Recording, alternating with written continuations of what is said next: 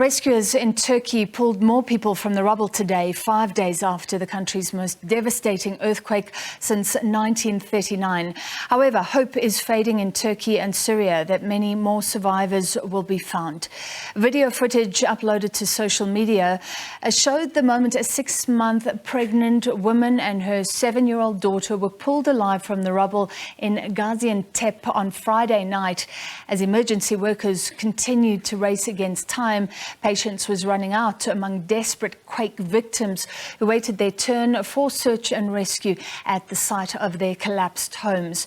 In the rebel enclave of northwest Syria, relief efforts are being complicated by the more than decade-old civil war, with very little aid entering even after the Syrian government said yesterday it would allow convoys to cross front lines. The 7.8 magnitude quake struck on Monday. So far, the death toll over 24,000 across those two countries. Well, the rescue mission continues in the remote parts of Türkiye. This Aftershocks delaying the work, however. Trent visited the area and filed this report.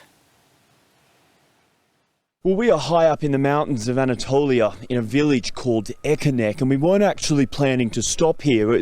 We were on our way to Adıyaman, which is one of the worst hit cities down the road, but there was an aftershock which caused a landslide and the road is now blocked. But I think it's been an important opportunity actually to pay a visit here, because we're seeing up close how many smaller rural and farming towns have also been hit by these monster earthquakes. This town is around 5,000 people, and we've been told by locals that many of the buildings came down in that first earthquake that hit, but then there was some aftershocks, and that was what brought down many of the others, crashing down just like this one. Of course, it is a picture of how many rural communities are struggling. Of course, the big cities are getting a lot of the attention and a lot of the rescue effort, but in small villages like this one, the need is also very great.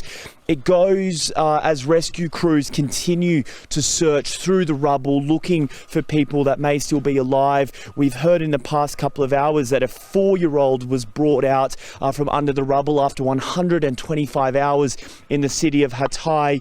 We also heard a 16-year-old high school student was rescued again, 125 hours under the rubble. The first question he asked rescuers was, "What day of the week is it?"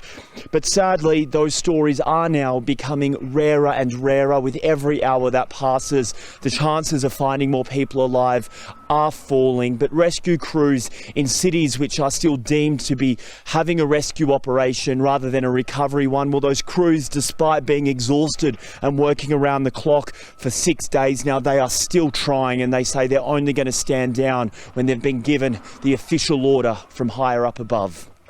Trent for SABC News in Anatolia, Türkiye.